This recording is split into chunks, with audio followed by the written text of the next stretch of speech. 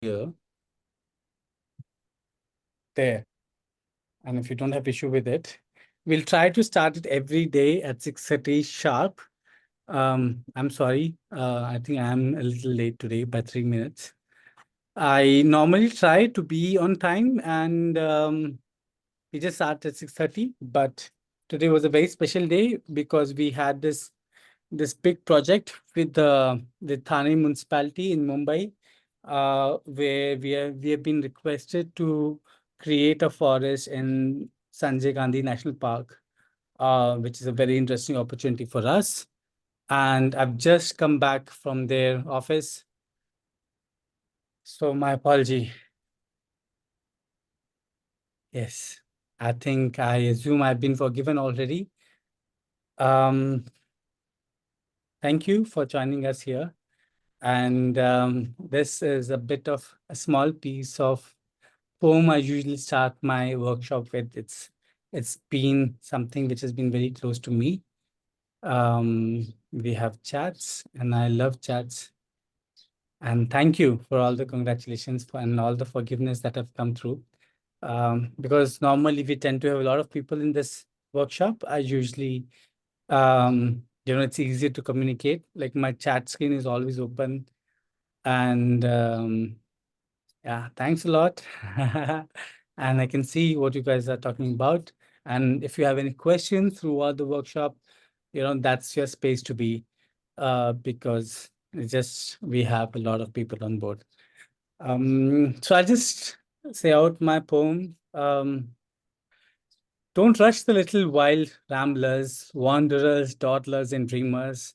Don't push or compare the child who tarries and turns over every pebble, who stops to fill overflowing pockets, talks to trees, and looks for a shimmering chrysalis under every milkweed leaf, who listens to the wind, current, and message of each spiral shell. Don't rush them, for they will grow up to be the noticers, connectors, and guardians. Their pace will carry a certain peace back to the rest of the world. I think it's a poem that has always stayed with me, and especially um, since I realized that creating forests, like there is a Native American wisdom which says that if you really want to, you know, hunt a prey, you have to become the prey itself, and that's where I derived the thing that if you want to be a forest creator, you have to become the forest itself. So while I keeps talking about, this workshop is about creating your own forest, it's actually about becoming a forest. And if you could manage to do that in the process, the forest will come much more naturally to you. It's not much big of a deal. As we start, I would like to give a bit of gratitude to Dharti Amrit. It's a group of people who like to create forests professionally. And, I'm part of that group. And we believe that there should be a world where forest creation itself is a profession, like any other profession, like the IT people, the manager people, the farmers, anything else. But there's a right for people who want to make good forests, real forests, and that should be sustainable and that should be able to support their families and the needs that they have. And on the other hand, we have a KIDE group, which is the loose group of people who have been working in the alternative space, who want to treat a different line, maybe want to bring a change to the world.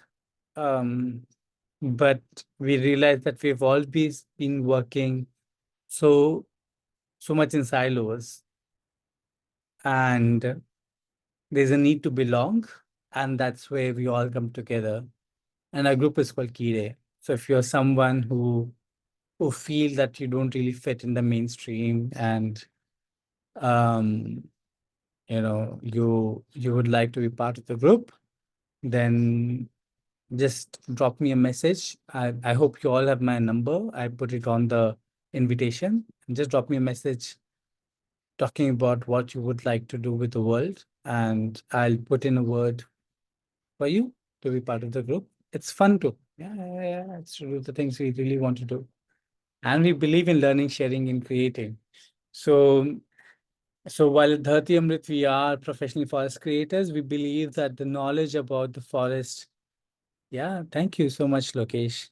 The knowledge about forest should be open source and should build up from the people itself, because forests belong to people. We are one of them, and that's one of the biggest challenge that we've been facing in the modern time, where there's a big distance between us and the forest, as if the forest is something far apart, distant, something that's not human.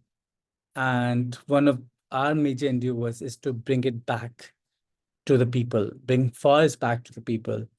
Um, so our pioneers who have really helped me understand the concept of forest, and who have actually made this workshop possible today. And in the line of all the teachers that I've had, I would like to give a gratitude to Dr. Akira Miyawaki first and foremost. At 93 years of age, he passed away 2 years back.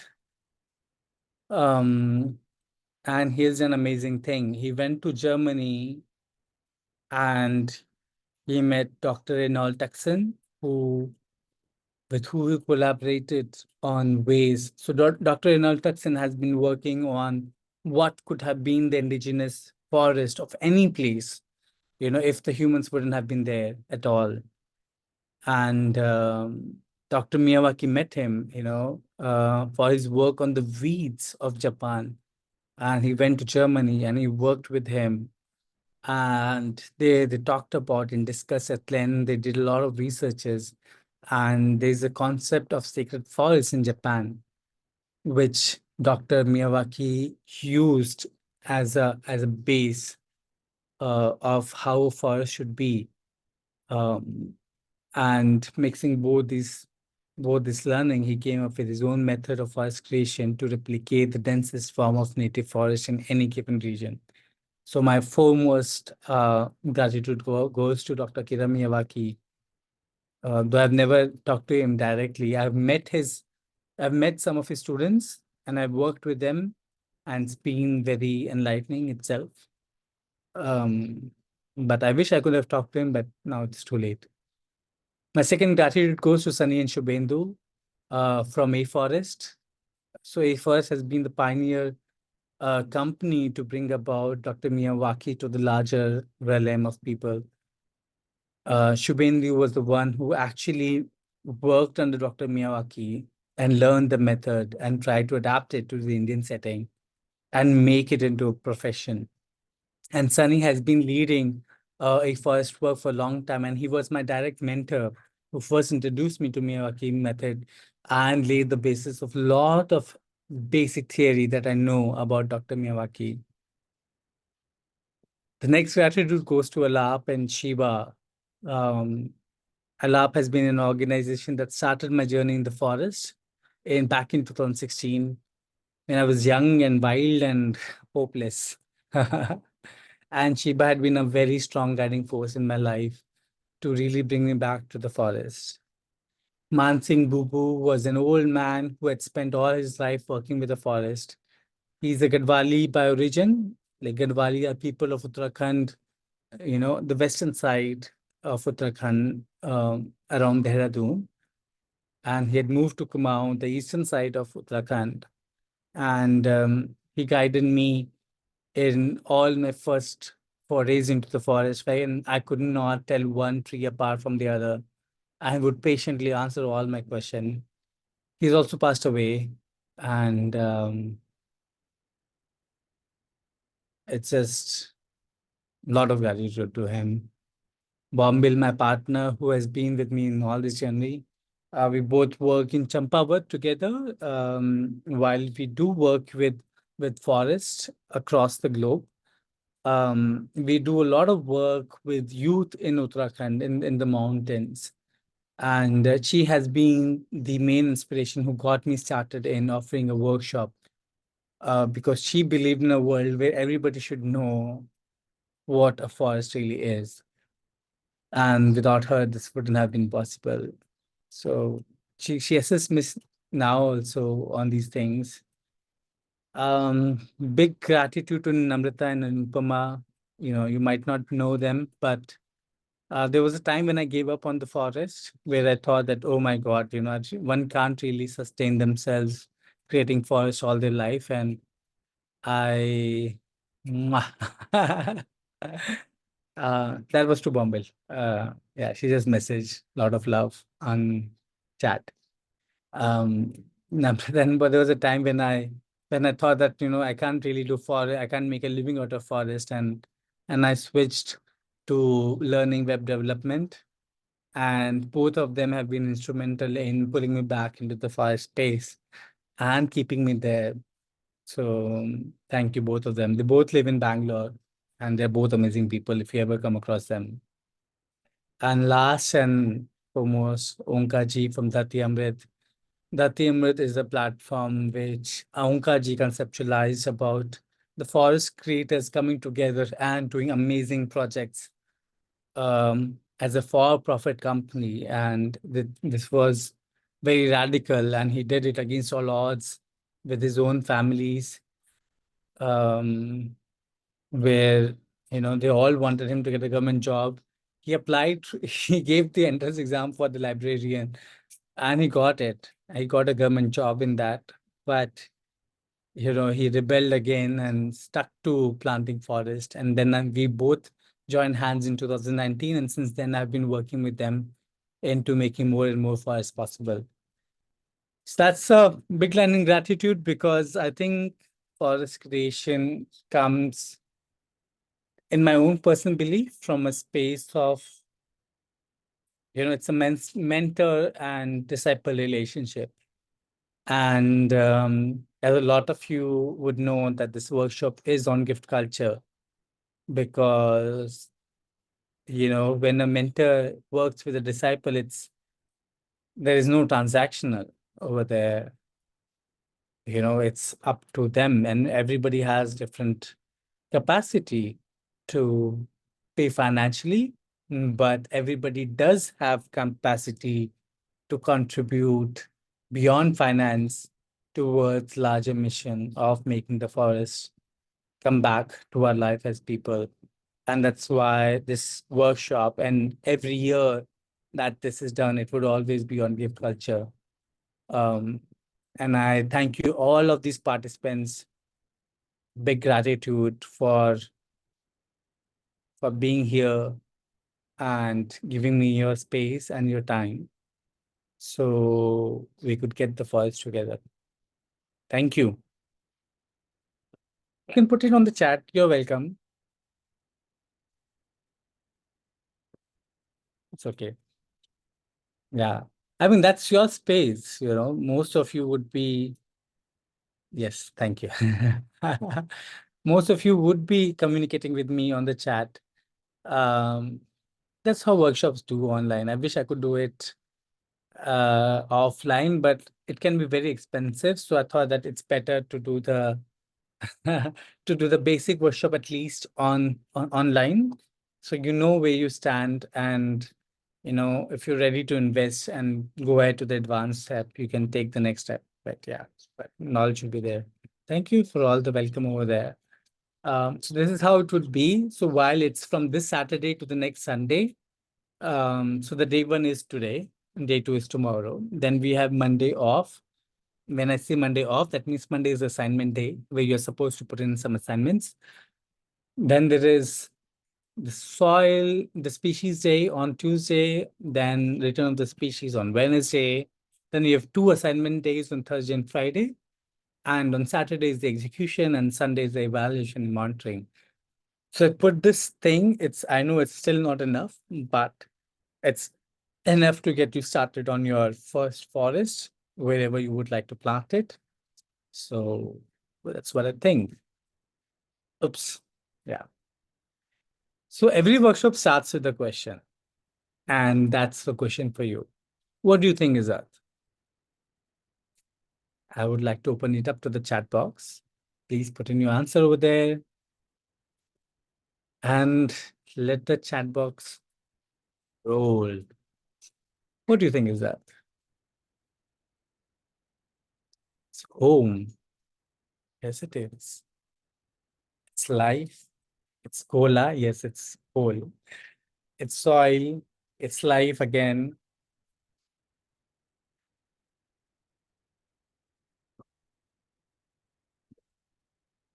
It's a pale blue dot. It's everything. It's a plant with diversity of natural lives. It's home to ancestor and the ones who will come after us. All that we live on. Yeah. It's part of something big, part of the universe. It's a mother that sustains us. It's life in itself. It's a nice looking cosmic marble. I agree to that. We should have all, all the perspectives over there. Yeah, but most likely when we talk about Earth, we talk about something that's very nurturing. It's a dot in the universe. Yes, I agree to that. It's a very consequential dot. I don't know why it exists, why this dot had to be the dot it had to be, but it's the dot it is, the dot we live on. And it's the earth and it's the mother, it's nurturing. It's part of us. Now we'll move on to the next question. And the next question is, what is forest? Go ahead.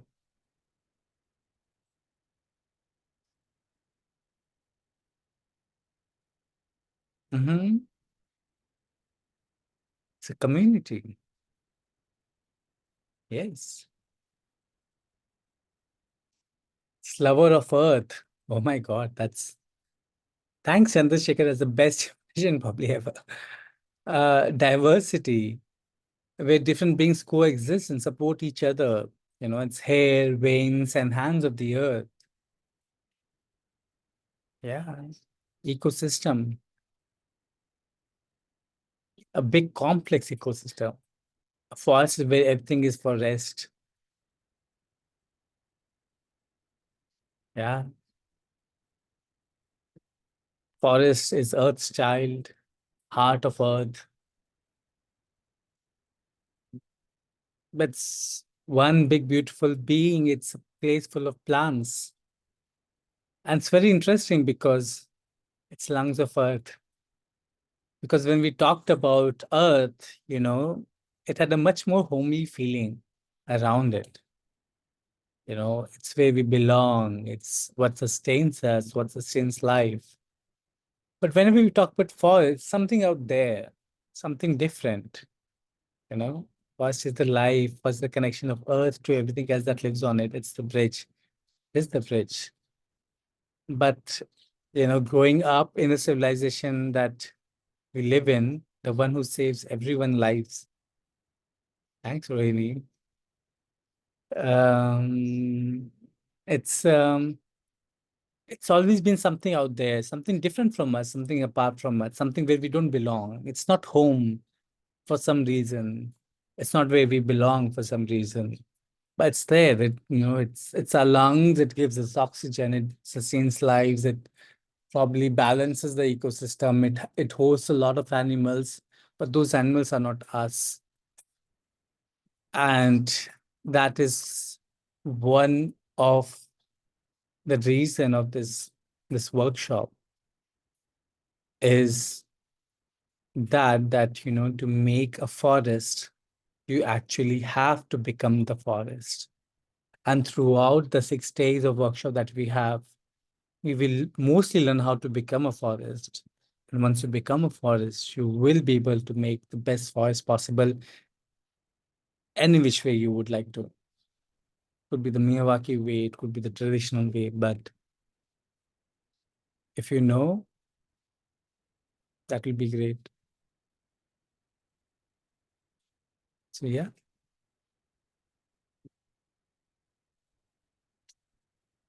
one of the most basic concept in the forest creation or the journey of becoming a forest is the concept of emergence. So if you could see on the left, yes, very obviously there's a tree standing over there. On the right, there are a lot of trees standing over there. But could you give me a difference between both the pictures and what you perceive and what you think?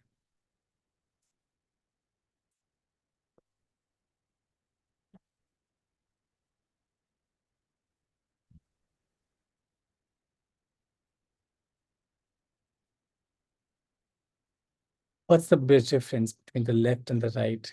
Different stages of forest, yes. In a way, it's true. Humans on the left, yes, it's we can assume over here that maybe that humans removed all the trees from that space, and you can probably see that yes, it's a monoculture of grasses, so maybe it's wheat growing over there. It's a field. Yes, it's the humans doing. It's a different topography. Yes, it could be.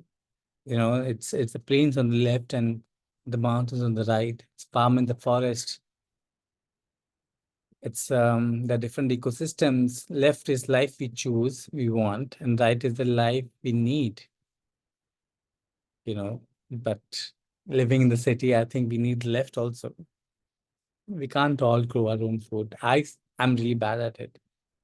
It's the cultivator and the wild. Yes, that's also true. Open is an open land, other one is a forest. That's also true. From one tree to many, the infinite nature of a tree that leads it to become a forest, if left alone, emergence of a forest. Yes. So when we talk about emergence, it's very interesting. It's something that happens to all of us. You can find the loveliest of people, and when it's time for the announcement at the airport that okay, we're calling for the boarding of this flight, da da da da da, and we only want people who are seated between 1 and 20 to come over. Everybody comes over. So it doesn't matter how much we are organized in our own space, but when we come together as a community, we behave much more different. And it goes on to the mob mentality that somebody can be the sweetest person, and when it comes to a riot, they are a monster. And together they can really do a lot of devastation than anything else can. So emergence is this very interesting property which separates us from our individuality to our own community being, and which actually states that trees which grow on their own behave much more differently than when they grow up in a forest. And it challenges the entire paradigm of tree plantation, where for years and decades, we've been just planting trees. There have been people who have been planting people one, just like countless trees of people. That's it. Or like neem trees, just endless neem trees in large scale. While both of them are native to India, no matter how much you plant them, they'll never make a forest because they're still in their own silos. They're not talking to each other, and they haven't really hooked on to the emergence feeling as a community. Yeah. So that's the emergence for you, that different entities, they work very differently when they're on their own. And similarly, they behave very differently when they're part of the forest. There are a lot of species out there who, when they're grown on their own, they'll probably become just a shrub, all bushy. We'll talk about what shrubs are much later in this workshop. But if they're actually growing in a very dense forest, they grow very tall and strong like a tree. They completely change the way they grow. They are a different person when they are part of the community. Interesting, isn't it? Do you guys think that you are different people when you're on your own and different when you are with a particular group? I don't know. Yes, yeah, yeah, yeah, yeah. Then you're all emerging over there.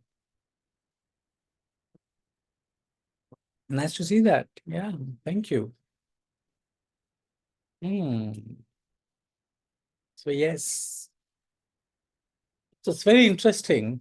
Um, totally, yes. So yeah, some of them have been able to really stick on to the individuality and go ahead with it. Um, One of the most interesting aspects and things that really lay the foundation of what forest, how the journey of forest unfolds is this concept of succession. And it says that, that no matter, wait, what's the chat window? Hmm.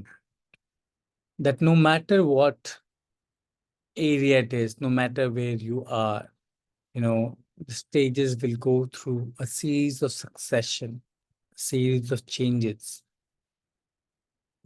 That if they're just basic rocks, over the time, they would be lichens.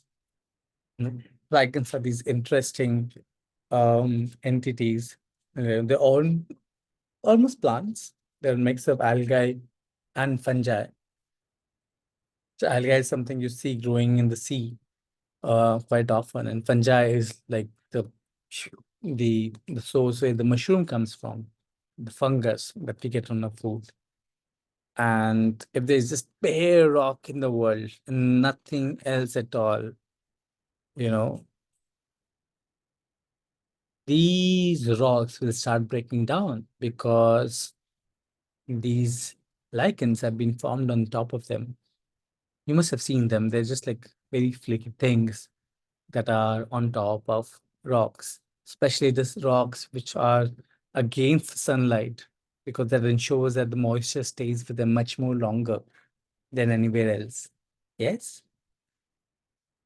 And slowly, slowly, they'll dig themselves into the rock and start breaking them up. Slowly and slowly. When I say slowly, lichens are basically, they're a mix of algae. Algae, I'll just type it over here. Mix of algae and fungi. Algae are something which we normally resonate with things that grow in the sea. And that's something also predominantly used for fodder. And fungi are the mushrooms, the fungus, and mushroom and the fungus are the same thing. Mushrooms are basically reproductive organs of mushroom, of the fungi system, the fungus. Well, yeah, it's not very appetizing, but that's the sad truth. Sorry, Nivedita. Hmm. So yeah, so I can slowly break them down, and they'll become little rocks over the time as the water falls on them and the wind weathers them down. And there's a tiny bit of soil that's formed. And that's how probably our ancestral in any given place, these rocks are mostly made of like lava and other things. And that's how they break down over a long period of time. And when there's a very thin layer of soil, you can see there's this bedrock that we all are, a lot of us are aware of. This bedrock that just, whenever you start digging the soil, you always hit it. The solid piece of rock that it's very hard to go underneath it. But there's a bit of a soil that starts forming thanks to the breaking down of the fungi. And, little plants start emerging on them. And we call them the annual plants. The reason we call them annual plants is that the the depth of soil is so less that it can only absorb enough soil to last them a couple of months after the monsoons. So these are the plants which come around the monsoon. They benefit from the water that has fallen on the ground. They don't need much nutrition because they don't really go very tall. They have pretty flowers. That's the thing with them. And once, because the soil is very shallow, there's a capacity limit of how much soil, how much water the soil can absorb. And once that water is gone, they usually die, leaving the seeds behind, which will again come back in the next year. But once this process happens over and over again, the roots of these annual plants, they're left behind every time they grow into the soil itself, which adds a little more of biomass to the soil, a bit of more of organic matter. And every time these roots, they break into the bedrock, they break the soil further, releasing a little more soil for the plants to be had. Yeah. Feel free to like ask me to slow down or repeat a topic if you feel like. We have a lot of time in our hand. And just easier when all of us work together because there are group assignments where all of you would be needed. So better clarify your doubts now than at any other point of time. Yes. So slowly, where did the first seeds come from? They usually, because a lot of these annual plants, they have seeds which are very, for example, dandelion. It's kind of seed which has a lot of feather around it and which like blows in the wind. Um, I'll probably send you photographs in the group later if you can keep a note of it, or you can just Google it. And they're able to travel long distance and sometimes like kilometers of distance to land in places where nothing else had been before. So these plants have been very adapted to spread their seeds far and wide, and that's how these seeds come from. So this stage of annual plants will actually depend upon what kind of species of annuals you are surrounded with, but they have very big range. So no matter what you do, they'll always occupy. You must have seen when there's the road construction work that's happening next to it, there's always the weeds that come up. A lot of them are annuals and some of them are perennial, and that's where we'll move next. The perennial herbs and grasses. Eventually, once this has happened for a couple of years, you know, a lot of plants have died inside the soil, leaving the roots behind. There's a lot of organic biomass that has been formed and the rocks that have been broken. Slowly, soil level will start increasing. And I'll clear it up a little to make it a little easier and find. Hmm.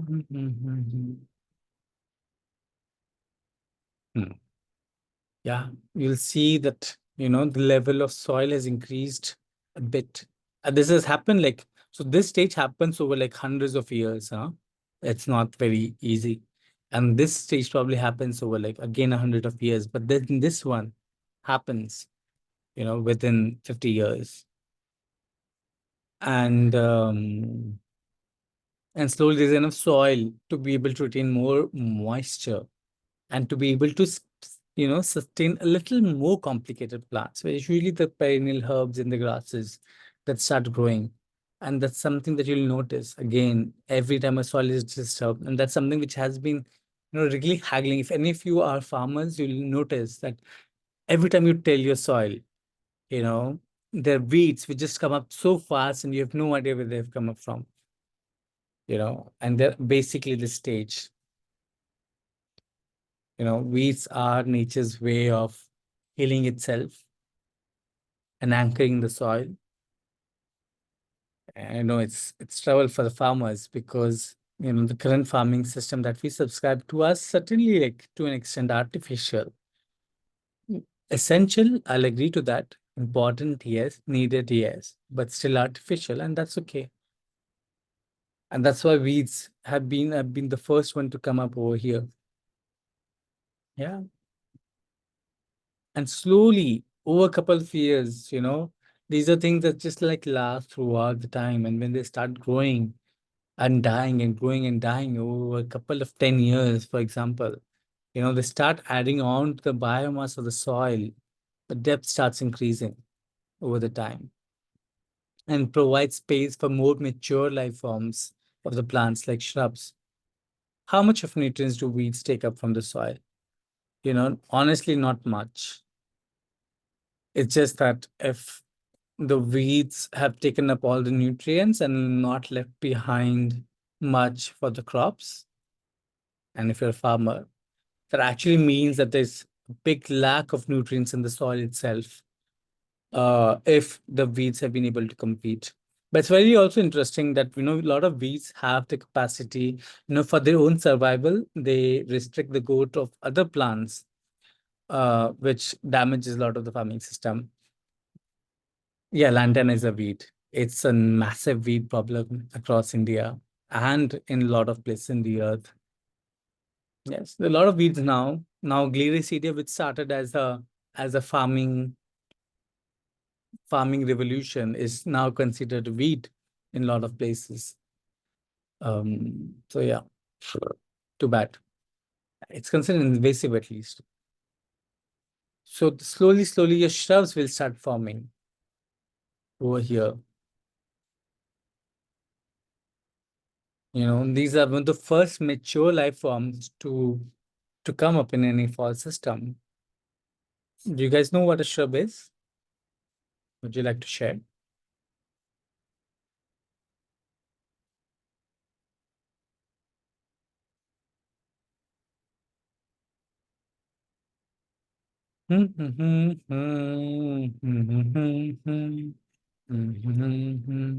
Small bushy plants. Yeah, shorter bushy plants.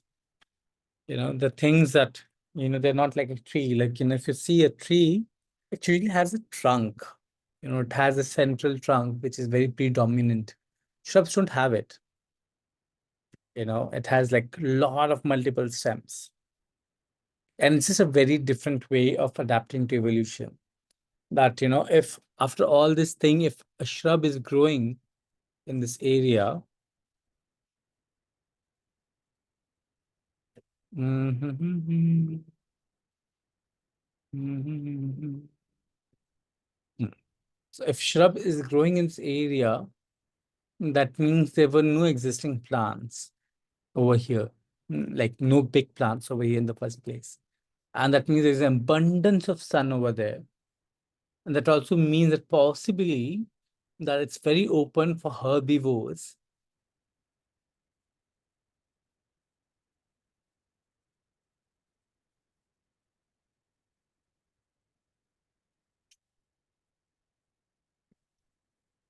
Sorry, it's not the best design, but it's very open to herbivores to be grazed at, the plant-eating animals. Um, yeah. So then these shrubs, they grow up in this very difficult situation where the soil itself is not really much deep, and it might not even have all the nutrients it requires, but it's always under attack by the herbivores, just want to eat them up. And they usually grow in places which is much more open. That means these are sunny spaces, abandoned spaces, where there's not much food options. So what do they do to defend themselves? What are like some of the characteristics of a shrub? They pick up thorns. So you'll see that, thorns are very common to a lot of shrubs, because no matter what they do, most likely they would not grow beyond, like, let's say 2 to 3 meters of height. That's like the limit that they'll ever grow up to. And they need the thorns to protect themselves from these herbivores and from the predators of them. Yeah. What else do you think are the adaptations that the shrubs will have? Structure of leaves, they're not flat and wide so as to retain water. Yes. A lot of shrubs have very tiny leaves, and like smaller leaves actually reduce the amount of water that's evaporated into the air in the process of creating food. Because you can see the soil over here is not much thick, and it's barely anything. And soil is the medium to hold the water. And the shrubs really can't have much deep root. They can't have very, very deep roots. They can't break into the bedrock much. So they have to be very optimum about their uh, water usage. Hibiscus smell and poisonous berries. Yes, a lot of them have very poisonous berries. And it's very interesting, they have poisonous berries while they're raw, but when they're ready to spread their seeds, overnight, a lot of these berries, they just turn normal. Like they mature, they age, and the plant actually withdraws its toxins because now it's ready uh, for for animals to eat these plants, to eat the fruits, and then propagate it. But while they're still raw, while the seed is still in the making, they'll actually pump in arsenic. You know, it's one of the most common chemical that a lot of plants put into their fruits to protect them from herbivores. You know, it's arsenic is a slow poison, and no animal wants to eat it. But when they're just about to ripe, the seeds, they usually withdraw it from there. Um, Hibiscus is a shrub, I think so. It's very interesting. Like lot of shrubs have dual tendencies. Like when they grow up in the open, they grow up as a shrub because that's actually a more sure, short way of growing. Because even if one of the stem is eaten up by a herbivore, there are more stems with which it can survive. But if you put the same shrub in a very dense forest, it will actually start growing as a tree because it knows that there's not much competition from herbivore over there. And even if that one stem that has survived all the herbivore attacks, it grows up enough, it can reach the tea form. So it's very interesting, like how a lot of shrubs, you know, they have both, they show both the tendency based upon what kind of environment they have. They can be shrubs and they can be like small trees. It's both. Yeah. Do we understand shrubs better? Would you like to suggest a few shrubs? Do you understand the shrubs better? Yeah, yeah, yeah, yeah. Yeah. It just they are a part of our being, you know. And when I look into like, you know, because this entire journey, when we talk about the succession, you know, this journey of the forest, we can also relate it with the journey of people or journey of animal. And in that sense, I see shrubs as, you know, the slums. You know, for example, Mumbai, you know, they are the pioneers, you know, they don't need much resources to sustain themselves. They're just there, they crop up very easily. They're very resilient. You know, the government is always waiting to like pull them down. But they're there and they're very essential part of the ecosystem. You know, they really help other ecosystems to flourish. So if you look into the human realm, probably I'll atone them to you know, the slums of the human world. Yeah.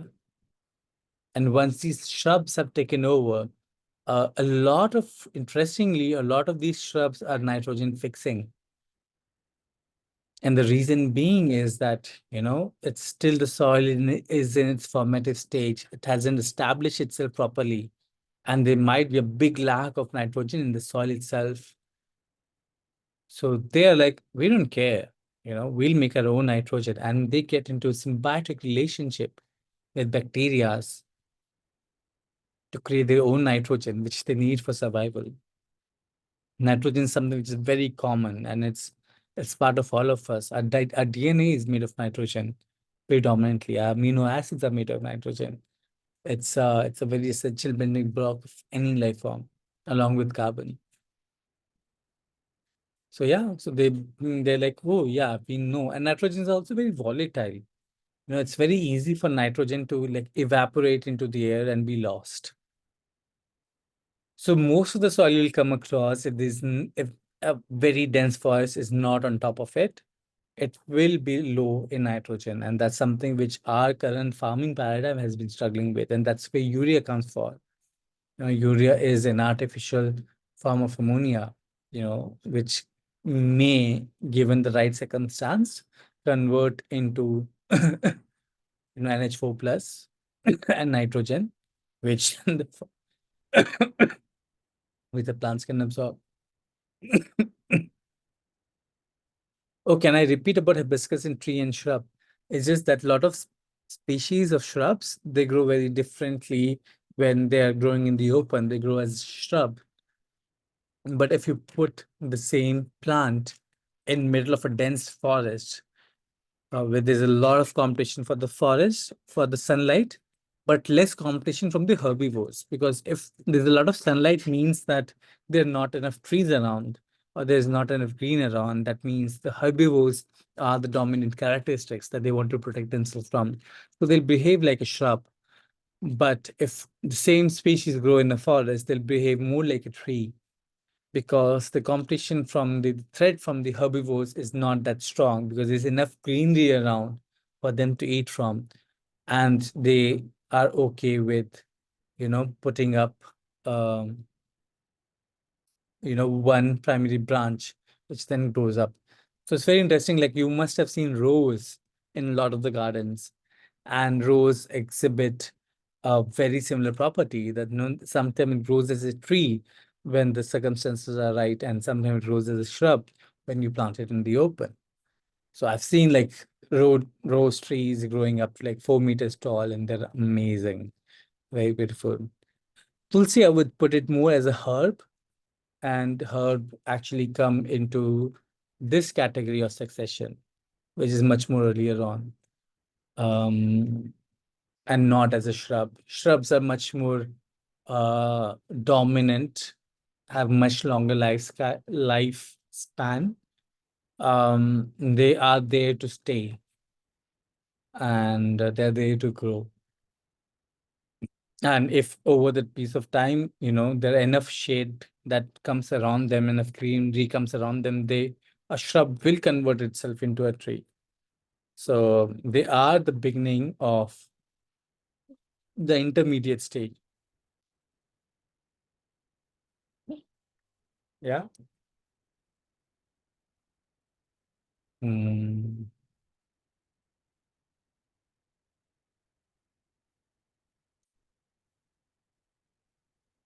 Yeah, Kilmora and Gingaru, they're very predominant shrubs in the Himalayan region.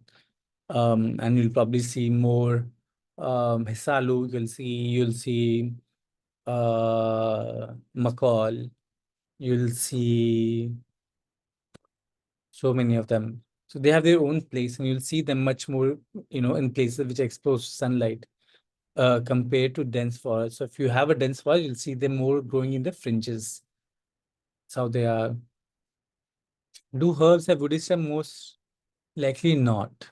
They don't, because they are not in for the long run. So Buddhist temples, you have to also see that for plants to make themselves very strong branches and stem means a little more complicated mix of minerals.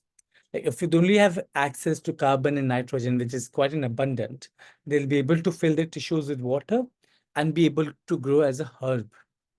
But if they want to reach, higher heights, and they want to grow bigger, they'll need iron, they'll need cobalt, they'll need a lot of metals and minerals in their diet to be able to put themselves, to be able to build those building blocks, to be able to form woody stem. So herbs are usually designed to be able to grow wherever they can, while shrubs, they grow in a little more mature soil where these resources, these minerals can be accessed. So that's where the difference comes. Yeah. Thank you, Anusha. And thank you, Gargi. Hmm. And thank you, Shripanna. So once the shrubs have come around, the best thing about shrubs is how they start poking into the ground. The best of shrubs can actually start breaking the bedrock and actually making the soil thicker and more versatile. And slowly, slowly, once thickness of the soil increases, who comes for their chance? It's the pioneer trees. Mm. So pioneer is a word we use for anything which is, which is very happy to go and occupy new spaces. We talk about pioneers in society. For example, like, you can look into the Himalayas. There was a time when there were no people living in the Himalayas, and the first people to come and have established themselves in the in the mountains, they would have had very difficult time. There were no markets, there were no communities, there was nothing else, and they had to do everything by themselves. So self-sufficiency was a very important trait of being a pioneer, right? To be able to do everything on their own. So these are the species which actually specialize in being pioneer, to be able to grow where nothing else grows, to be able to grow with whatever they can get their hands on. You know, could you guys think of few species of trees which you think are pioneer species?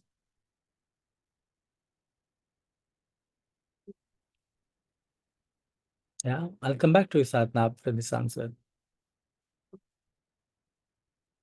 People, yes, you'll see it growing up in the walls. मतलब उसको मिट्टी भी नहीं चाहिए boss.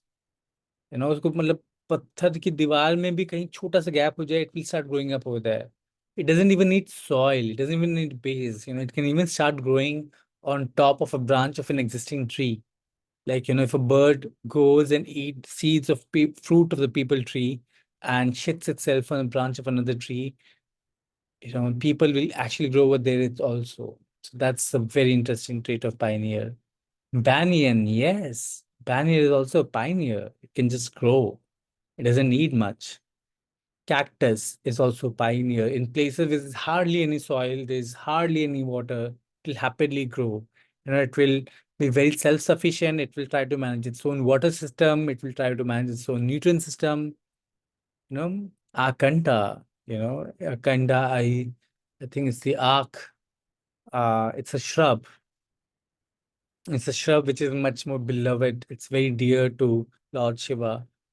And yeah, it can just will find it like, in the middle of a desert, there's nothing else growing but Akanda growing over there. So, but Akanda is more of a shrub and lantern is more of a herb. So, doesn't qualify. And Hisalu is also a shrub, doesn't qualify as trees, but very prominent tree, which we all know is neem. It just grows so easily. You just plant it, you just put the seed over there and it just grows over there.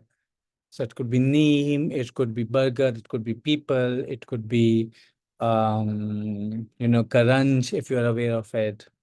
It could be Begonia resmosa, which is your okay, I don't remember the local name now. I've been hanging out with botanists for so long.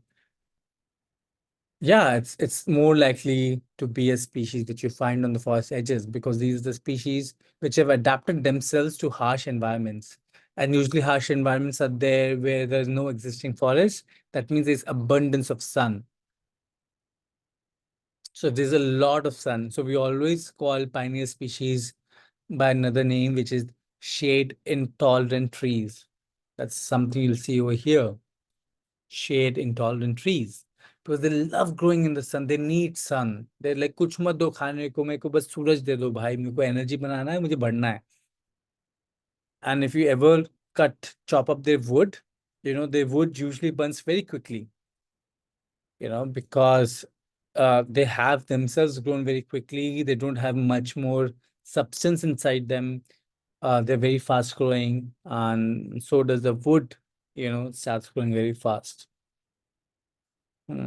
What else do you think would be the characteristic of a pioneer species, or I would say shade intolerant species?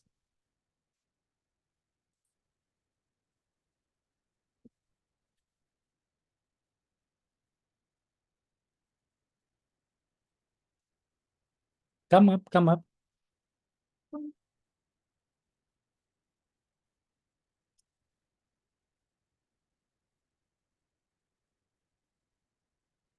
Okay, just give me a moment.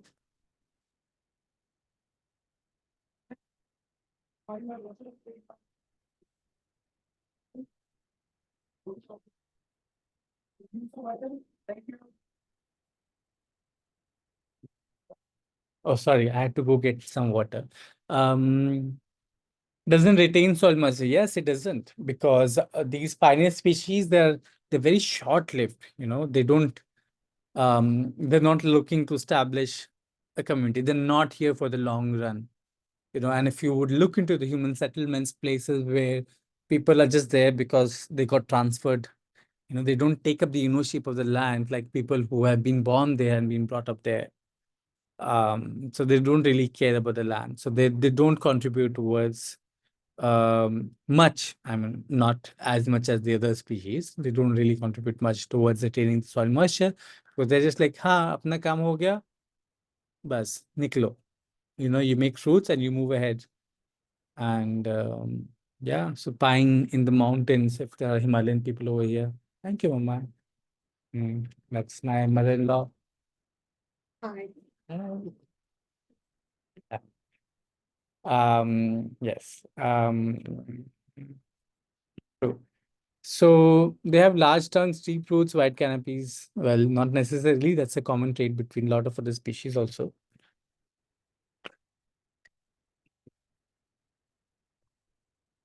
One of the very interesting mode is something we call like reproduction vector, like seed dispersal vector. Like how would they prefer to spread their seeds? Do you think these pioneer species would prefer to, keep their seeds close to them, or would they prefer to send them far, far apart?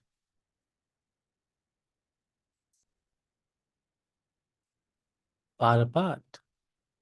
Yes, because they want their children to go ahead and colonize new places where nothing else has been.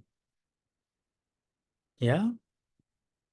They'll be like, go children, go find some these kind of places and go and, find somewhere where nobody is, long, long distance away, and be good at it. And this is very akin to the middle class families that we have in India, where, we want our kids to, get a job, get an education, get a job and just get the hell out of the home and be very independent because there's nothing else. It's also very interestingly, the farming communities which have been the Tamex have now become pioneer where they're now like, okay, there's nothing much left in the farming anymore. So just go out and get a job, which is sad, but that's the truth. But that's what a pioneer species are like. But then what happens? Because a species can only adapt to certain traits. What happens if over the years they are these pioneer species? Okay, I'm bad at drawing. Please don't point it out. There are these pioneer species which keep growing, and all the children are so used to growing in open sunlight. But all these pioneer species have grown, and there's hardly any sunlight reaching the ground. Do you think the kids will be able to survive?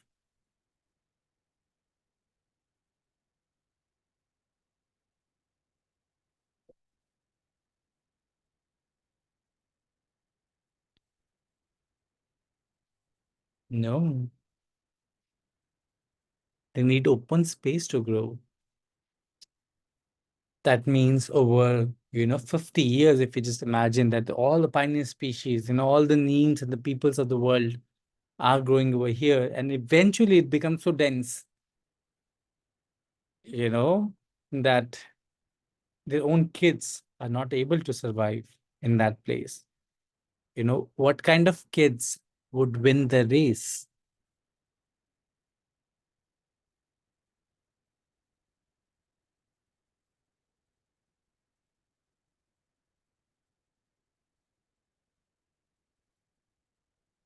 The kids that can survive with less sunlight. Yes. And kids that can survive with less sunlight. Oh,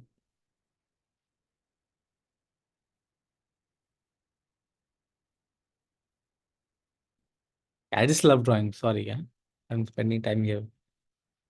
You know, that's this, so the species which have actually adapted themselves to be able to grow with hardlings, and they're very different adaptation. Like the species which have adapted themselves to growing in the abundant sunlight, like for example, people, you know, if you would have ever heard, when when the wind goes through a people tree, it's, you know, the leaves, they just like rattle in the air. And they actually have like, people, poplar, where there is chlorophyll on both the sides of the tissue, of both the sides of the leaves. So when they rattle and when they move, even the other side of the leaf is making some of the food, if not as much as the first side. But they're just all optimized to grow very fast and to capture as much sunlight as they can. But then come along very different set of species, which are called the climax species, which are like, okay, there's no rush, there's no rush. In their own seed, you know, there's enough food for them to be able to grow enough to be able to tap into whatever sunlight comes from. But whatever that sunlight comes from will never be enough. Where do you think they get the rest of their food from?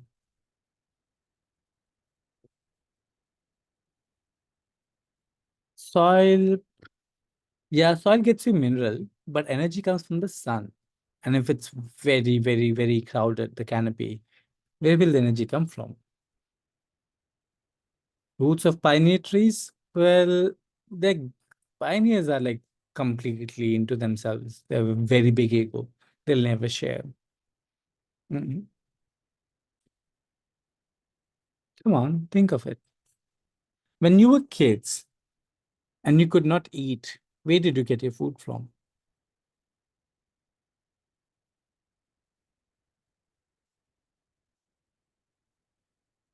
From your mother. Yeah, yes. And that's the difference.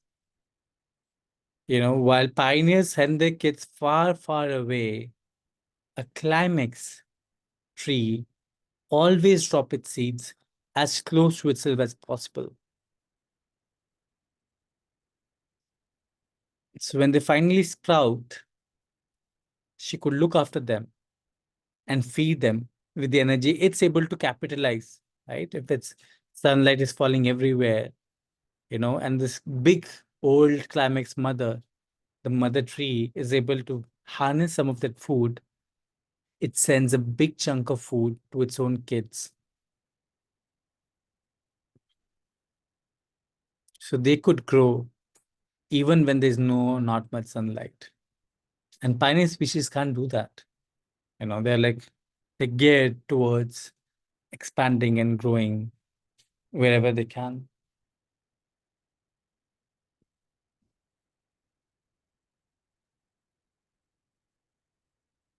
Yes. Do you think it's true? Or do you think I'm just faking it?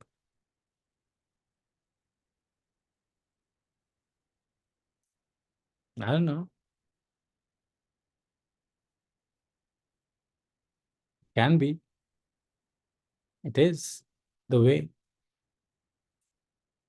Roots are all connected. They're all connected to each other and they are food of it. And it's very interesting because most of the plantation we do in this time and age, be it neem, be it a babool, be it uh, people, karanj, um, simel, the red silk cotton tree. They're all pioneers, and that's what you'll see the forest department also growing in all the forest lands. They are the species you'll find them because they're pioneer species. That means that it's very easy for to grow them. They don't need an ecosystem. They don't need an environment. You just have to put the seeds, and there's a very high germination rate, um, which will allow them to grow and see. And that's why it's in a world where at one point of time, when Earth was dominated by climatic species, these slow growing, family loving, community oriented species, after the humans came into the picture and they destroyed most of the forests, it's what you find mostly around us these days are the pioneer species. Over here, the mother tree is not a pioneer species. I mean, there are mother tree of the pioneer species, but they don't behave in the same way as the mother tree of climax species. So these slow-going and community-oriented species are usually called climax species. Climax is also like, in a movie, climax में क्या होता है, वो hero की heroine मिल जाती है, शादी हो जाती है, बच्चे हो जाते हैं. बच्चे वाला पार्ट कोई नहीं दिखाता है क्योंकि उसके बाद लाइफ बदल जाती है. बट स्टिल, इट्स क्लाइमेक्स में वही होता है, हीरो हमेशा जीता है ना. So, and it builds up a family and does all these kind of things which are very sustainable and which are going to give them an identity forever. Uh, while pioneers are the things which, the villain probably, which tries out with a very new idea, which is completely self-sufficient, which doesn't need help from anyone else, which wants to solve all problems by itself, which wants all the money for itself, which normally doesn't have kids. Yeah, because we're all the same. We are the plants. It's just that we move and they don't. But it's just the same. And if you start looking at communities, even the rural communities where the families feel that they can't really, uproot themselves from their surroundings and they can't move to a city, you'll find very, very, very close resemblance to the way they act. Is very like climax sort of things versus the families which are growing up in very urban environment like nuclear families. uh, so if you want a very interesting correlation, I would like to think of it like, so the Marwadi families, which have their own business.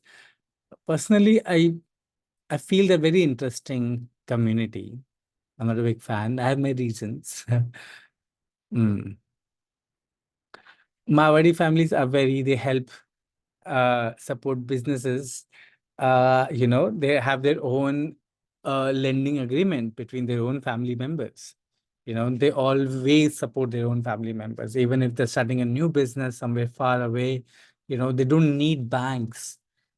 They can just tap into their own family networks and they always support it. And I would see that as a very, climax community. While on the other hand, the communities where we are, either working in jobs and trying to get our our kids to, best school possible, so they are able to get the best job possible.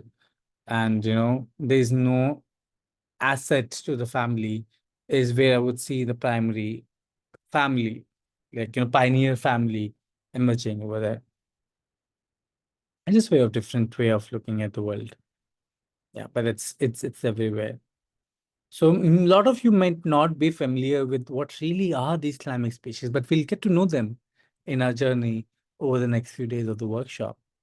And actually, to be very honest, very few of them are currently known to us because they've mostly been wiped away from our history, from our any sort of understanding of the world.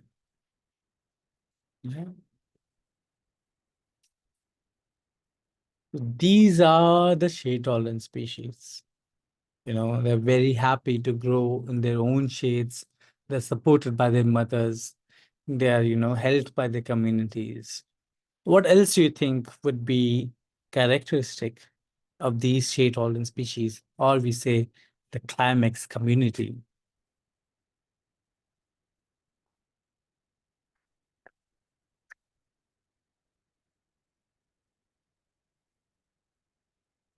Low growing, yes, and I agree to that. There's no rush. I mean, they can't really grow fast because mostly they're growing in places which have already been densed up, which really don't have much sunlight penetrating through. So and while we can talk about nutrients, we can talk about nitrogen come has mitti mein, we can say there's not enough potassium in the soil. But in the forest, one of the major constraint is sunlight, you know, and yeah, if there's not much sunlight coming to the floor, that means that even your rate of water evaporation is less. So even the water is not much. Like there's always enough water in these kind of systems where it's like enough dense. It's really the sunlight that's a factor in converting energy. Yeah. So yeah, they're slow growing. They grow very slow and they live very long. They live hundreds of years, and some of them live thousands of years. And they grow very slow. They make soil healthy. Yes, they do. They retain a lot of water because, they are thinking from a very community perspective. They know that it's not just about them, that even after they're gone, the kids will be growing in the same land. And that's why they behave very, very, very differently. They put more nitrogen into the soil, they put more water into the soil, they put more food into the soil, and they try to keep nourishing up the soil because they know that the kids need it to grow. Yeah, because the kids will be growing underneath them. Yeah, they're very, very deep root systems. Yes, that's true. Because they're usually in there for a very long haul. So it gives them the opportunity to give them very, very deep roots, what enables them to live hundreds of years. Okay, that's a very different topic of botany, but I'll pick it up if you ever have a workshop on the trees themselves. But this one is about the forest, so we won't go there. Um, yeah, there's a rich forest floor around them. Yes, that's true. Mm, yeah, because they want the kids to grow. Yeah. What else? What do you think would be the difference between seed of a pioneer species and seed of a climax species?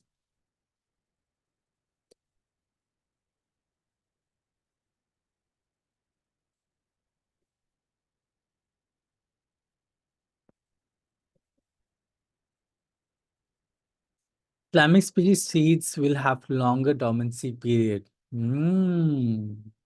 So the question is, what would be the difference between seeds of pioneer species versus seeds of climax species?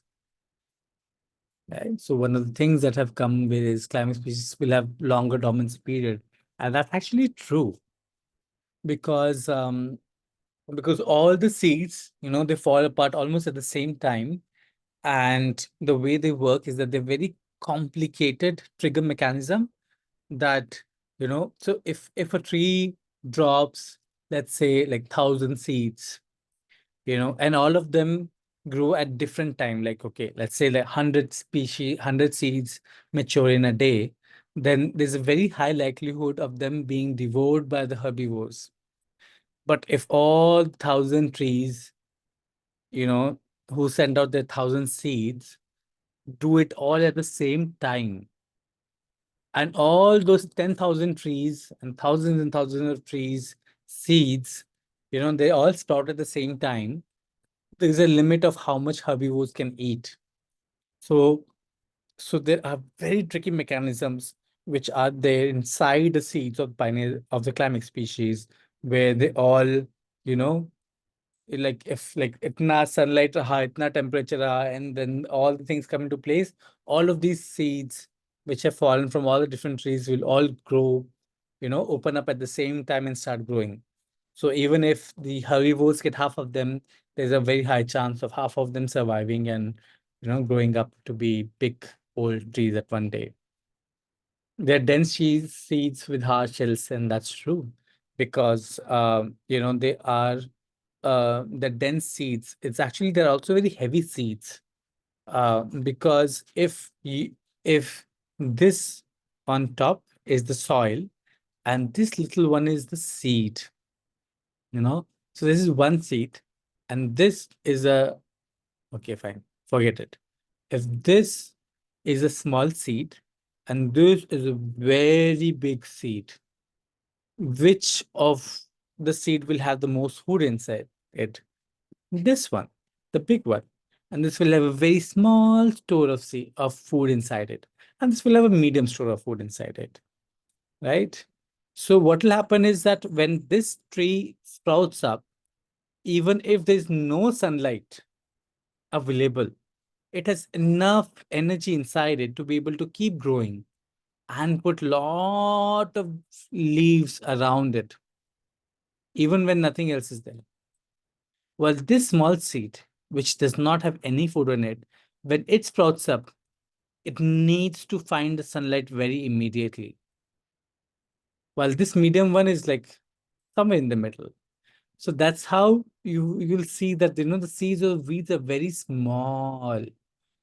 And if you just cover the ground, if you just mulch it very properly, or if there's no access to sunlight for the weed seeds, they won't be able to grow because they don't have the resource for it. But if you look into climax species like mango, which have such big fruit and such big seeds, you can just imagine the amount of food that's stored in over there.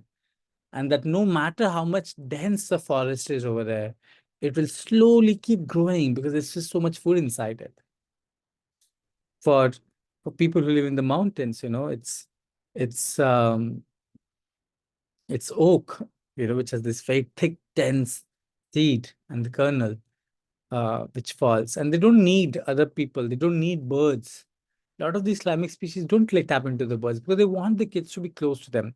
While the pioneer species, you'll see, they prefer birds as a medium of transport. They will put out very tasty fruits like the bird cherry in the mountains, or it could be the cherries that we all know, or it could be the grapes and all these kind of things, right?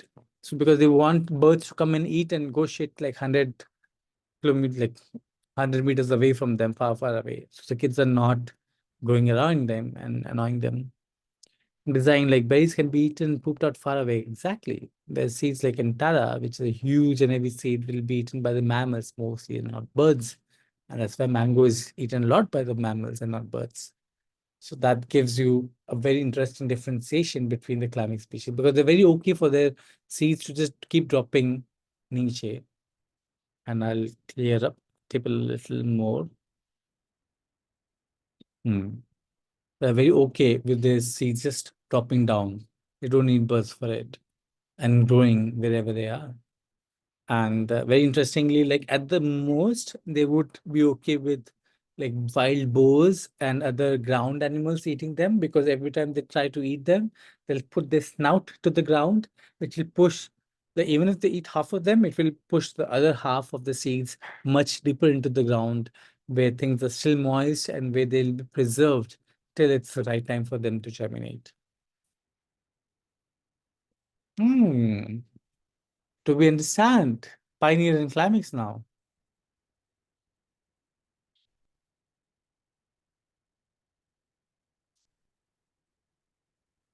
I mean, you might not understand it completely, but it's okay. I mean, the rest of it happens as you start going ahead with this workshop. I mean, this is the first day, and we'll keep talking about these topics over the time. And yeah, yes. So, as a person, what do you consider yourself as? Do you consider yourself as a pioneer, or do you consider yourself as a climax species?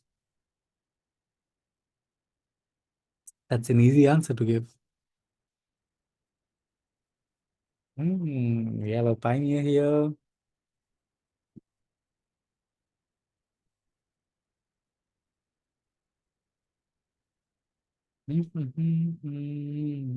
Others are confused.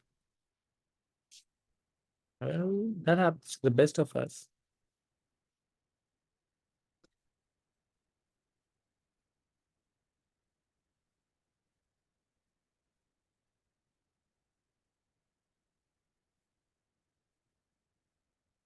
Yeah, so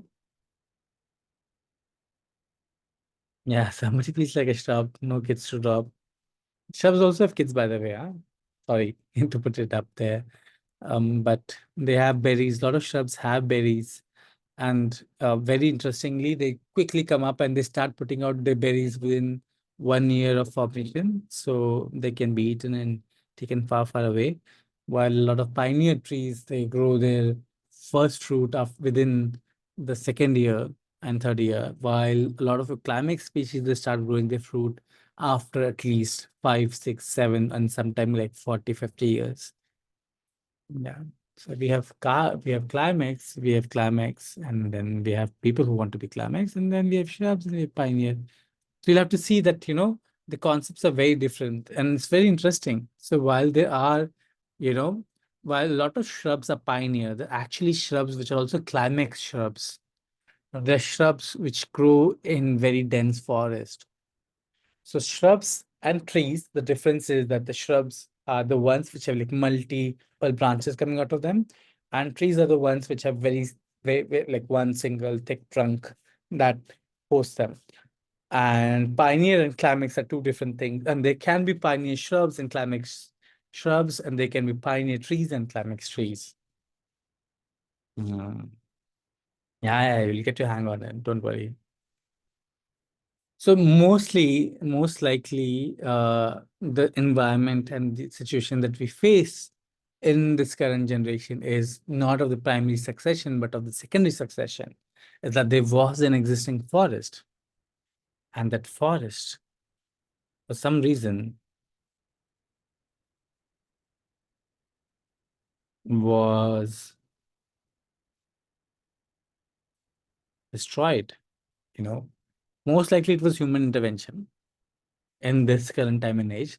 But in a nicer world where humans were much more probably non-existent, or they were nicer or more in tune with the environment around them, it could have been anything. It could have been like a lightning strike. It could have been a very long drought where the trees have actually gone in and lost themselves and gone from something to nothing. And this kind of succession, which we see, very quickly we'll see that, after a forest fire, or after, somebody has gone ahead and, destroyed all the trees in their area, very quickly within 1 or 2 years, we'll start seeing the annual plants coming up, which are a lot of times weeds. And then they'll start grasses and perennials coming up within 3, 4 years. And then they'll start seeing shrubs coming up, and then eventually once the shrubs have, because the soil is always there in this case, that's the difference. If you remember, the last time the soil was building as we were going ahead, but in this case, because the fire has been, or because of the deforestation, the forest is gone, but it had reached a mature point at one point, and there was enough soil. So yeah, so you have this soil available that actually pushes this entire succession much more faster. It's like this generation giving space to this generation, which is giving space to intermediate species very fast within 5 years and 10 years and 100 years, and giving rise to the climax species within 150 years. Whew, that's a long, long time. And even if this 150 years will only happen if there are climax species around wherever you are doing your afforestation project. And if wherever you're doing your afforestation project, there are no climax species, even if you, oh, even if you leave the land fallow, it will never become a climax forest, because the seeds of climax species don't really travel that far that fast. It's the climax species change happens over hundreds and thousands and 10,000s of years, because they grow very slow. Yeah. Because at one point, a climax tree, which is over here, will be able to only influence this much of land. And slowly in 100 years, when more of this climax species have grown up all around it, it will be able to influence this much of land, and then this much of land. So they spread very slowly. And once they're gone, it's much more harder for them to spread. So that's why a lot of climax species, you won't even see them anymore. So when we leave a patch of land, and I've heard from a lot of forest department officials that that best way of afforestation is to just let it be. But I feel personally that we could have really let them be like thousands of years back. But since we destroyed all our climax species and those seeds are not there anymore, the only way to go forward is to plant those climax species in the way that they're required. Otherwise, our forests will always be stuck in the pioneer stage. And the challenge with the pioneer stage is that they're not very stable and resilient. Their own kids are not able to grow under their own shade. So they keep falling apart all the time. They're not able to utilize the most of the resources that are available. And let's just hope we're not left with just the pioneers. Hmm. Now a little complicated.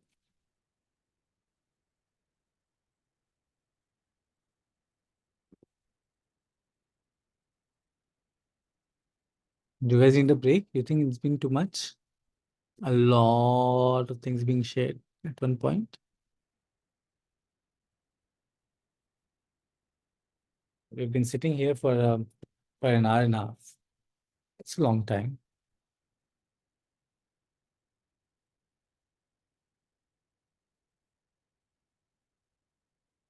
2 minutes break? I'm fine with it. Yes, yes, yes. Okay, we just take 2 minutes break. Yeah. Can we plant climax species? Well, it's not that easy, right? Because okay, I'll bring back that question after a 2 minute break. So just like all those people who want to go use the loo, go ahead, drink water, go ahead. And if you have nothing else to do, just get up, stand, and shake your arms and legs. My voice is about to go away. Yeah, they're hungry people. I'm sorry, Adil. Like next time I do a workshop, I'll try to put in meal arrangements for all the participants. This time you'll have to put up with it. Thanks for the feedback. You're welcome. So yeah, take a 2 minute break.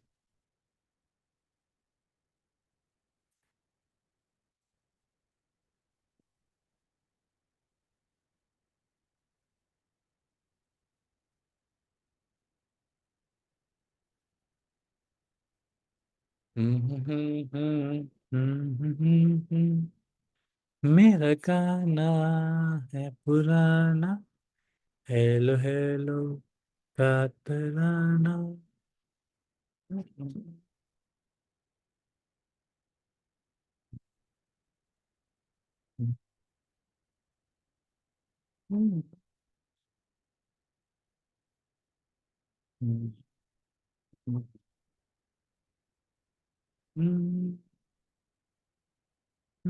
Cool. I think the break time is over. Do we have everyone back? Most likely. Mm, unless Atul is gone for eating some big proper meal.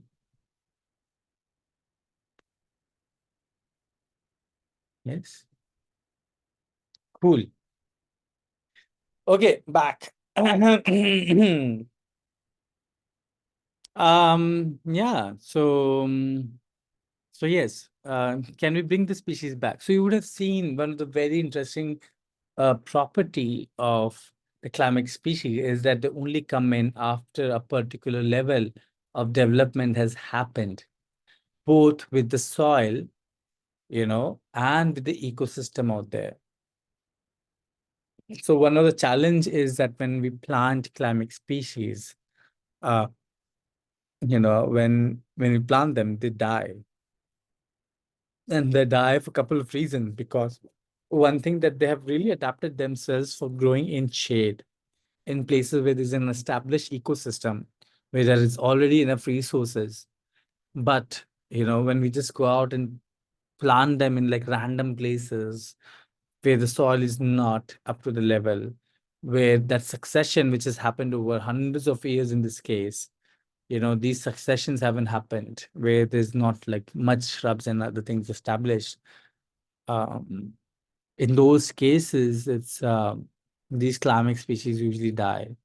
And if you've been into afforestation, you'll hear from a lot of organization and forest department like, इसको हम नहीं लगाते हैं क्योंकि ये नहीं उगता है, नहीं नहीं चलता है. There's a lot of species which are completely blacklisted because no matter how hard they try, they just don't grow. And it's not their fault, because I've seen people genuinely trying to grow them, but they don't grow because they require a certain mature ecosystem before they can really, really establish themselves. And that is what differs Miyawaki method from all the other methods out there. Because that's something which really accounts for climax species and says that, there's a way there's a way where when the climax species grow along with the entire system, in which they can establish themselves and not die out. And that's something we are going to understand over the course of time. Yes. So the thing is the story of our forest. Hmm. Because if you have to understand the climax species, if you have to understand the pioneer species of your area, you'll actually have to dig into the story of the forest of where you live and where you want to make a forest. Because most of the forests that we see these days are mostly like secondary forests, that have come up to secondary succession, which are probably just stuck in this stage.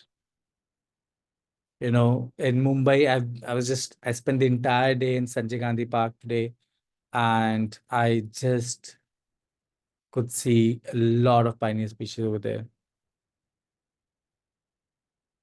So there's a question, when you plant just the pioneers, then won't the other animals and birds, other plant species bring it over there? So the challenge is that most of your climax species, they don't reproduce with birds. They don't have long distance dispersals. They've happened over thousands and thousands of years. So nowhere before in the history of the earth have changes happened in such short period of time. For example, like a lot of I'll talk about the story of the forest, and I'll just take the example of the Himalayas where I live, and I think that will bring much more clarity in the entire picture. So yeah, so 80 million years ago, like India. Okay, we call it India now. It wasn't India back then, but it said goodbye to Australia and it started moving towards China and Pakistan. 80 million years, 40 million years ago, it finally collided into the the Eurasian plate and formed the Himalayas. When both the things like this is India coming, this is China already, and when they both combine, like and the Himalayas happen. And it's very recent. If you look into the Earth picture, 40 million years, like परसों ही हुआ था type. So that's why Himalayas is also called the youngest mountain range in the world. And that's why they're also still high, because they haven't really weathered down by the routine of daily life yet. So it's like when that happened, a lot of this forest was mostly like tropical, lowland leveled kind of things. But when it combined into China, all of a sudden, there's a big mountains that have cropped up where a lot of these tropical species, they could not survive because it has become a lot more cold since then. And that's when slowly and slowly your pine trees and the deodar trees, they started, which happened just 10 million years ago, which is not much. Um, some of you are confused, like it happened 1 crore years back, which is not much. Seriously. Uh, the conifers started coming up and establishing them. They came a lot from the Europe because it was a cold age and, everything was cold. So easily they started like, in a couple of million years, they slowly expanded and they reached the Himalayan region. And when the ice age withdrew, they vanished from all the other spaces, but because Himalayas were already very tall and they were very cold, these species survived in this mountain range and they stayed here. So you'll see a lot of common similarities between species of Europe and species of Himalayas and species of Western Ghats. Because, assuming it was very cold at certain point, these very cold loving species, they crept all the way down to South India. I mean, it's a scary thought for a lot of South Indians out here, but it did come down all the way. And when the ice age withdrew, these species were just left behind in these little pockets where it was still cold enough. And you see a lot of these cold species in Ooty also, all the way in Tamil Nadu and Kerala. But these conifers gave way to to the broadleaf species. So conifers are trees with, very needle-like like leaves. Most of the Himalayan peoples would know of it, but for the plain people, it's very new, and they were actually trees 2.0. So the trees, we actually put them into three major evolutionary steps. The first one is, let's just put it out of the scope of it here. They came and they're mostly gone now. There's just few remnants of it left. The 2.0 evolution was the conifers. They were like amazing technology of their own time. But then the 3.0 were the broadleaf forest, and they started like getting into the picture 1 million years old, and they were much more resilient. They knew how to work as a team. They were much more efficient with the utilization of resources. They could actually save water and put them into the earth, and have a very long-term planning on their account. And they won. They won over, and they started taking over the entire region from the conifers. What are those differences? It's a lot of fun thing. Probably if you ever do an extended workshop, we'll talk about it. And that's how they come into our picture. And then slowly, the last ice age brought a lot more oaks into the picture, and they started spreading it all over the land. So, like currently, we see a lot of cheap pine in the Himalayas, but at one point, the oaks had actually almost taken over, and the cheap pine trees were very few left behind. And now there is the current existing climax forest of the Himalayas. A lot of rhododendron, a lot of oak, and very happy plants over there. But interestingly, only 7% of the Himalayan region, at least in Uttarakhand, is now contain these broadleaf mixed forest. Most of the other land has been chopped down by people and converted into pine forest, because pine gives a lot of financial incentive. There are a lot of elements that come out of it. So that intervention, which took, like 10 million years of fighting, the Great War that waged between the broadleaf forest and the um, conifer forest, we reversed all that thing within a short span of 200 years. So humans in that sense are very more interesting. So people who live in, if there's anyone from Chennai over here and from Tamil Nadu or Pondicherry, they would see that they had their own TDEF, the tropical dry evergreen forests, which were the most unique forests, and they've almost disappeared from the entire belt. People from the coastal, Mumbai, Kerala, they'll see that their own coastal forests are completely gone. You won't even find hints of it anymore now. Just a few relics and few conversations about them in the old books, because they were used.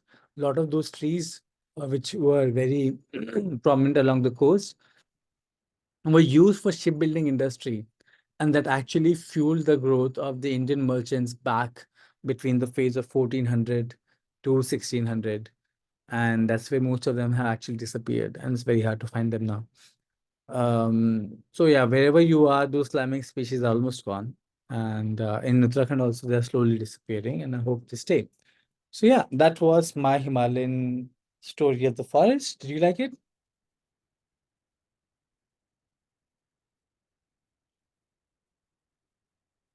Fine, it's sad. I agree, it's sad. Mhm. Can't help it. Yeah, it's lovely. Very informative. It is.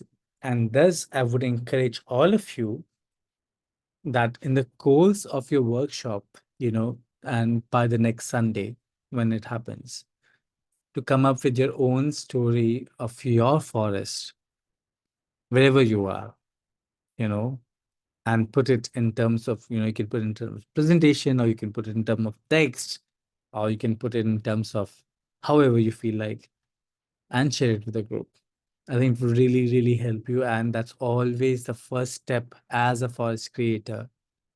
Because to make a forest is to know a forest. And once you know the forest, you become the forest. And crucial steps. And that's where it starts. I mean, it will take a couple of research bit of Googling, reading some very boring research papers, but go ahead, do it. And if you have doubts, put it in the group and, most likely you'll find help. Yeah. And if nothing else, we'll do something as a group and things together.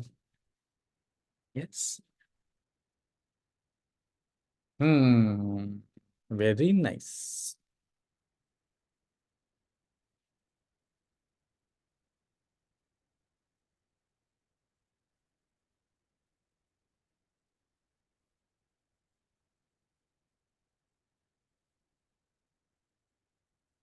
That's Dr. Kira Miyawaki, the man who really, it's so interesting his journey. He started with the weeds of Japan and he actually documented all the weeds in different parts of Japan across the entire Japanese island. And then, based upon that, he built up data which could tell that if you're finding certain weeds, that means that at one point of time, that this was the kind of climax forest that should have been here. Because Japan has lost all of it. When Dr. Miyawaki got into the picture of trying to, revive the native forests of Japan, Japan had only 3% of forest left on the entire island.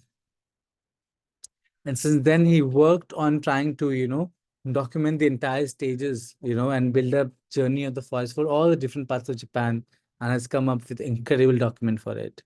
And he learned it, he built up, so a lot of his theory around weeds were his own. And because of that, he was, invited by Dr. Reinhold Tuxen from Germany, who was working um, on potential native vegetation of a particular area, like what kind of vegetation it would have been if no humans were around. So Dr. Miyawaki met him, and together they tried, his idea of what it should have been and his idea of what it was, and they built together and they started figuring out that these are the certain indicators which will help you understand what forest it would should have grown over here. And that's what Miyawaki method is all about, irrespective of what the world tells you or how the world actually plants them these days. People who plant a lot of Miyawaki forest, they really, really, really don't go into the research that has to go into the Miyawaki forest. And I would invite you all to get into it. And since then, he has worked across it. He died 2 years back at the ripe age of 93. Um, but his work continues on. He's worked in all the major continents. Great job, guy. Yeah. Would you all like to say like a word of thank you, gratitude?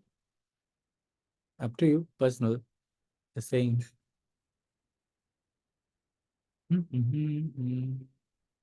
Okay, fine. Yes.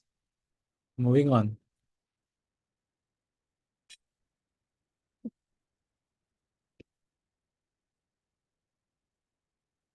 What's your saturation level for the day?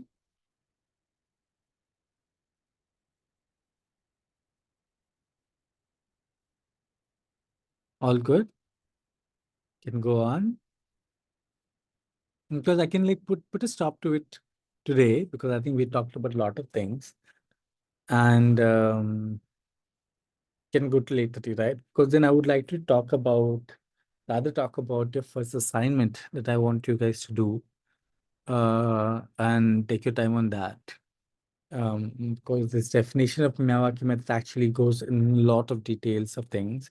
Don't worry, you guys won't miss out on anything. We'll start tomorrow with the definition of things.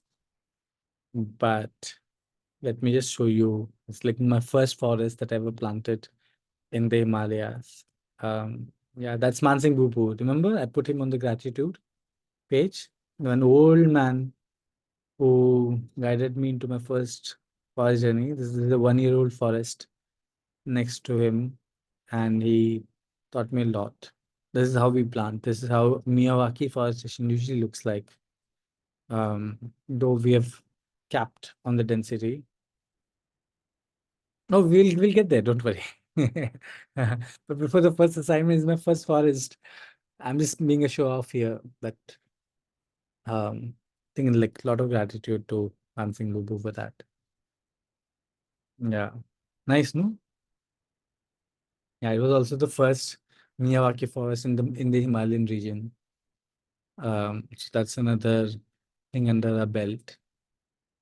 Yeah. So this is another forest which we did where we actually recovered um a completely, I mean, there's no 1 year forest over here. Like before that was all industrial dump. So if you've seen, you can see this land is basically we've dug out all the industrial um photo, like the industrial dump, and we've it was a lot of slag and toxic chemicals that we removed, and we planted a forest on top of it, and this is what it looked like after 2 years. The VKI forest in Jaipur.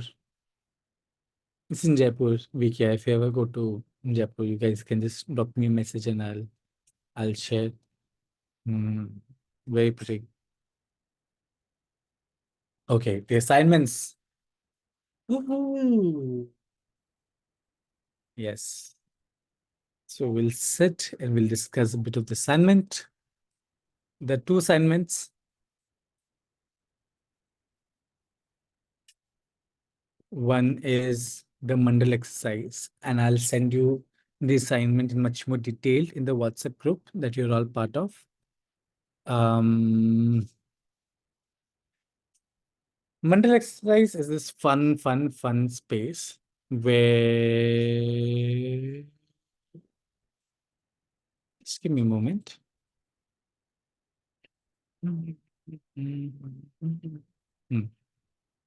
I like whiteboards. Hmm. Where I would request you all that you all find one little piece of land. It can be anywhere you want. It can be anything at all. And just mark it. It should be 1 meter by 1 meter. So if you have a park nearby, mark it and mark it with stones, or mark it with leaves. It should be very identified that this is the square. And if you're someone who doesn't have a park nearby, then and if you have like pots in the house in your apartments, it could be, just put them all together in a group and make a 1 meter by 1 meter on there. And if you can get into a forest around you, it'll be the best. But just be there. And in that space, mark it. And for the next 10 days, observe it every single day and write down a journal entry on it. Not while you're observing it. You sit with it for 15 minutes every day, and can be very boring and dull in the beginning because, most of them, nothing much is happening. But trust me, something magical will happen. And in your journey, you'll find something. And no matter what you find, something, whatever, just keep your focus on it. Keep your phone away, keep your diaries away, keep your notebooks away. Just mark a 1 meter by 1 meter patch somewhere and just observe it for the rest of the workshop and document your entries every single part of the day. I'll send you a link tomorrow. Thanks, Ekta, for all the scribbling and the drawing. Very pretty tree you have made. And okay, fine. Everybody's having fun. Oh, go ahead, have fun. Yeah, you can all make your own little square. Not over here, wherever you guys live. Um, yeah, go ahead and make those square and follow it. And I'll send you a place where you can submit your journal entries for every day. So everybody else can read from it and benefit, and you'll have a lot of fun. Correct? The next exercise would be of a soil survey. Okay, I'll put it in the WhatsApp group. I hope all of you are there on the WhatsApp group. If you're here, you would be most likely in WhatsApp group, but I'll also send it to you as an email to all of you, where what we'll do is we'll find a patch of land where there's some soil.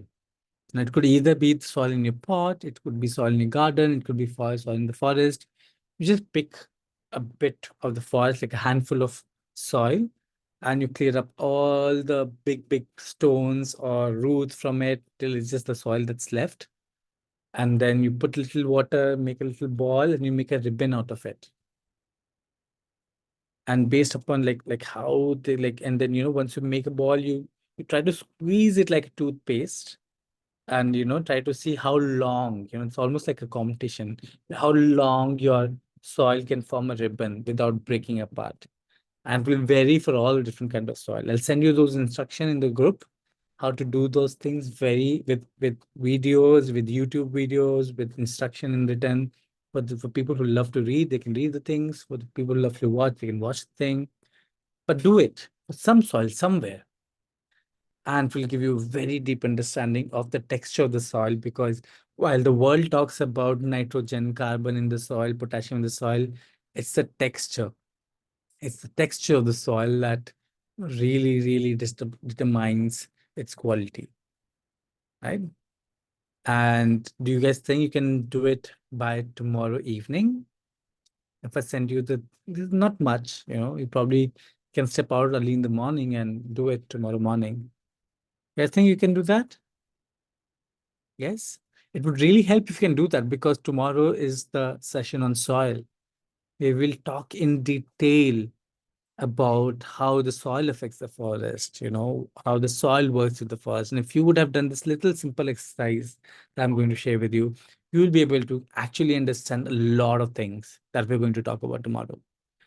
If you don't get the time to do those things, you still understand something, but you might struggle a bit. So I would suggest they're very simple exercise, right? The first thing, mandal exercise, is so simple. I mean, you just have to sit and observe. And the second one is, um, just play with the soil. And you can get kids along for that if you want, but just do it on your own. Fun. Yeah. Good. Okay. Perfect. Cool. Nice. No, thank you all of you for being part of this. Yes, I'm very happy we could wrap it up on time. And all of you mostly, came on time, and that's something I really appreciate. Um, because we'll start every day at 6:30, no matter how many people are there. And I'll share with you the videos along, so you can, if some of you want, they can revise it. And this is an open source workshop where all of you own the material that has been generated in the part of the workshop, and it's yours. And if you want to go ahead and do your own things, you can go ahead and do it. So I'll share with you presentation. I'm trying to revive the assignment platform that I've been using the last few workshops, but it'll take me another night for that. So once that's done, I'll put you out the links to subscribe to it. But till then, just do it on your own, and you can share it with me when I ask you for that. Right? Happy forest to you. And if you have questions, anyway, we have 3 more minutes. You can ask and I can pick up something. But if you just want to scribble and draw, that's great for me. You're welcome. Yeah, I'll send you the recording by the night, just in case. Yeah, you're welcome.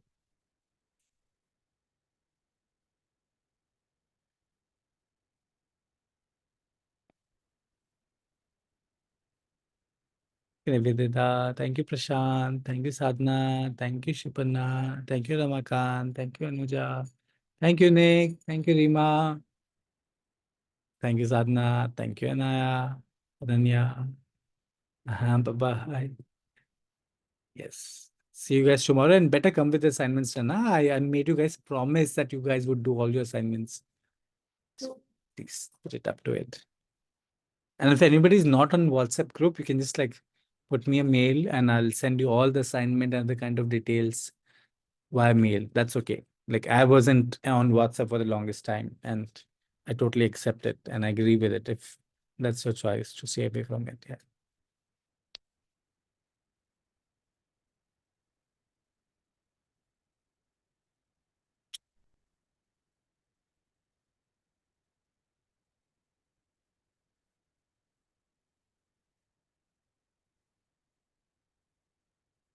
Yeah, if you're done playing, you can always step out.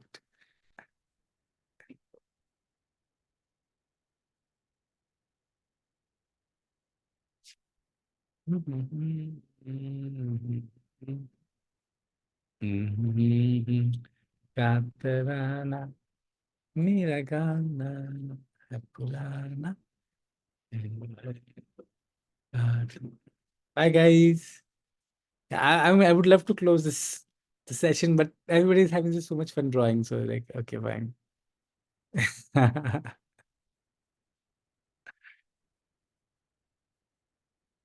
Yeah, yeah, the workshop is over for the day. Yes.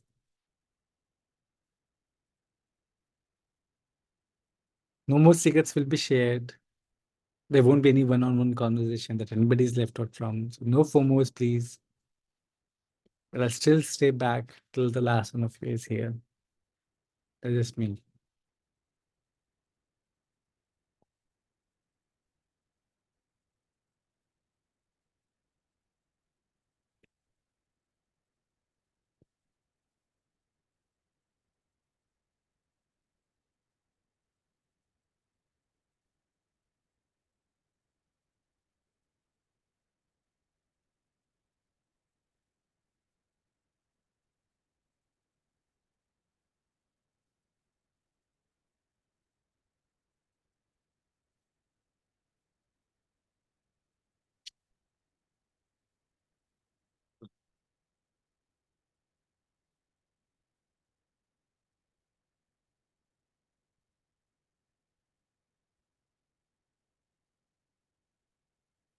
Thank you, Roxana. Bye.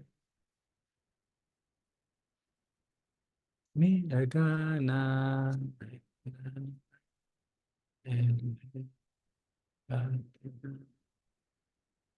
मेरा गाना